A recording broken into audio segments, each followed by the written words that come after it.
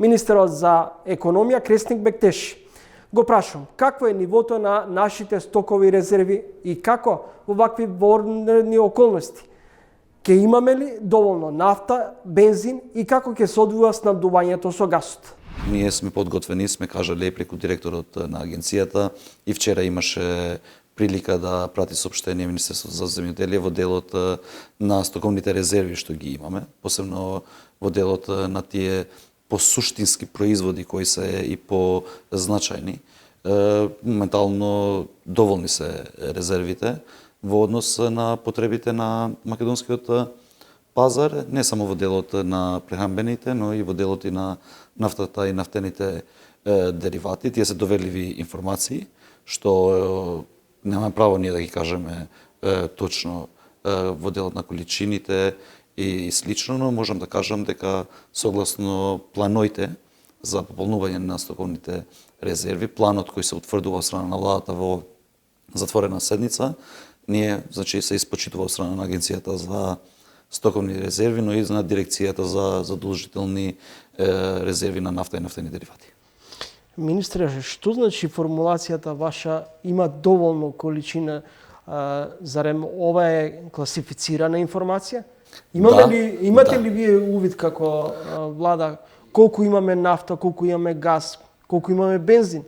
Сите членови на владата кои имат безбедносен сертификат, строго доверливо и како што се категоризираат, имат увид колку има стокови резерви, како што кажавте и вие, и нафта, и бензин, и мазут, и све што е предвидено како производ што треба да се држи на резерви, пченица, јачмен, брашно и слично. И секако дека имаме увид и затоа, но е класифицирана информација што не треба да излезе во јавност. Ако се класифицира информацијата, секако дека има закони во нашата држава, правилници, затоа овие информации се расправаат и се дават во затворени седници на владата. Дали тоа значи дека граѓаните може да бидат спокојни?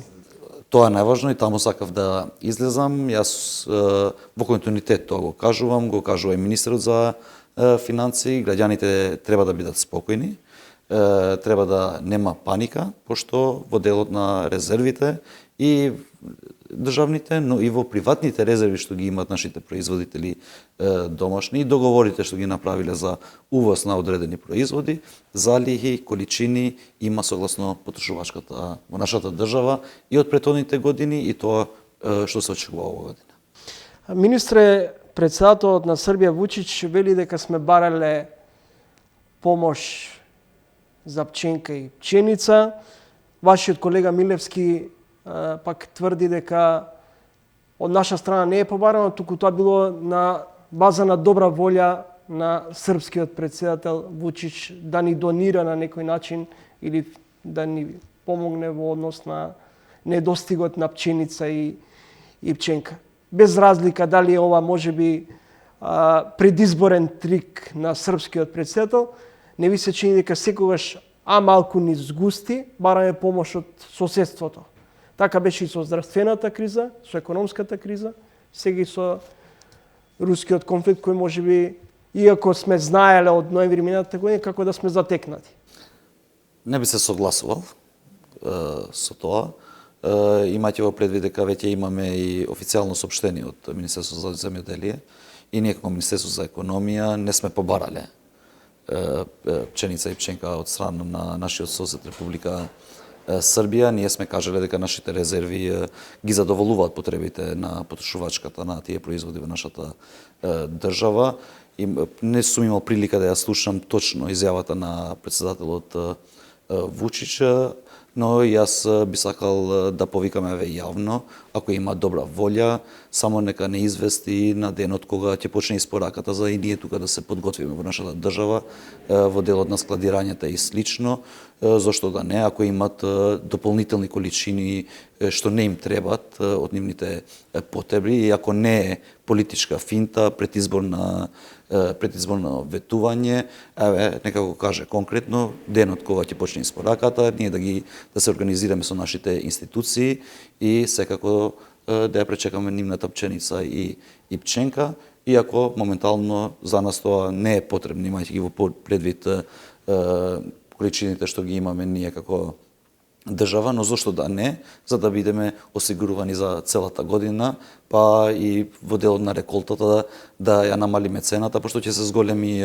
понудата, а потрошувачката ќе остане иста и на таков начин ќе се намалува и цената на тие производи. Затоа јавно уште еднаш повторувам, го повикувам председателот Вучич, членовите на владата на Република Србија, ако јавно ги кажеле овие изјави и ако не се предизборна кампања, од наредниот недела, од почетокот на наредната недела, нека почнат со испорака, ние секако дека ќе ги прифатиме, ќе ја прифатиме нивната добра волја за нивните дополнителни количини да ги дава за Северна Македонија. Се зголемува инфлацијата, а со тоа се намалува и значењето на покачувањето на минималната плата во најниската плата во државата.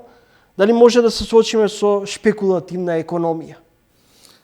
Вака сега, ние, значи, секој дневно со министерот за финансии ги гледаме потатоците во делот на приходите и другите потатоци макроекономски. Значи, целта на зголемување на минималната плата, освен што беше долгорочно барање во претходните години од страна на синдикатите и динамиката што ние сме ја предвиделе како влада и во владината програма која е усвоена од страна на собранието, ова година требаше да се зголеми на 18.000 денари и тоа го направивме. И значи мартовската плата што ќе се плати во април ќе биде минимум 18.000 денари, ако ја земеме во предвид синдикалната потрошувачка кошница, со ова зголемување во моментот со две плати минимални се покрива, што не беше претhodно истото. Имајќи во предвид дека негде синдикалната кошница беше 1000-1500 денари, помалце од ова што е во моментот, но платата беше 9000 денари, што значи дека две плати беа 18.000 денари, а сега две плати во едно домаќинство или во едно семејство повеќе е зголемена минималната плата отколку што е зголемена потрошувачката кошница. Ние не викаме дека нема зголемување на цените, затоа и носиме одлуки, иначе немаше да носиме такви одлуки во пазарна економија, но се справуваме со криза која не е внатрешна криза во Северна Македонија, е европска, сега станува веќе и глобална криза и во делот на енергенсите и во делот на суровините и слично, и секако дека ние ќе донесеме такви одлуки се со цел да го штитиме што повеќе животниот стандард на нашите граѓани. За прв пат признавате меѓу редови дека сепак во државата е поскапен животниот стандард. Цените се рипнати. Ние тоа јавно го кажуваме. Ние сме донесле одлука да електричната енергија да се зголеми 9,48%, што влегува во делот на минималната потрошувачка кошница. Одредени производи кои не се произведуваат во нашата држава со увозен фактор, значи при увоз имаат зголемување и затоа ние носиме вакви одлуки. Иако проценките, калкулациите кажуваат дека електричната енергија требаше многу повеќе да се зголеми, како што е направено и во соседството, е направено и по развиени држави на 40-50% и слично, и нафтата, нафтените деривати и слично. Ако правите споредба со одлуките што се носени од страна на државата, ние сме го намалиле тој ценовен шок за да не биде натовар на граѓаните, но тоа да се распореди во сите чинители во трговијата. Од производителите, од трговците на големе и сега на трговците на мало и секако во одредени ситуации и директно субвенционираме од страна на буџетот. Има ли државата евиденција дали е присутен на домашниот пазар руски капитал и каде точно? Таа евиденција би требало да го има централен регистар. Ако не во банкарството, сепак по други канали е. Јавно се знаат одредени инвестиции во нашата држава и во делот на секторот на нафта и во делот на градежништво и слично, дека имаме руски инвестиции. Имавме случај сега и со централното грејење и со ТЕТО, што јавно се знае дека инвеститорите се од Русија, но секако дека тие треба да работат согласно прописите, законите на Северна Македонија и пошто тие инвестиции се тука во Македонија треба да се почитуваат сите наши законски одредби и сите одлуки што ќе ги носи владата за заштита на стандардот на граѓаните. Тие што нема тоа да го почитуваат, согласно дека согласно законите треба и да одговарат. Постои ли опасност Балкан руски капитал да помине низ македонските банки?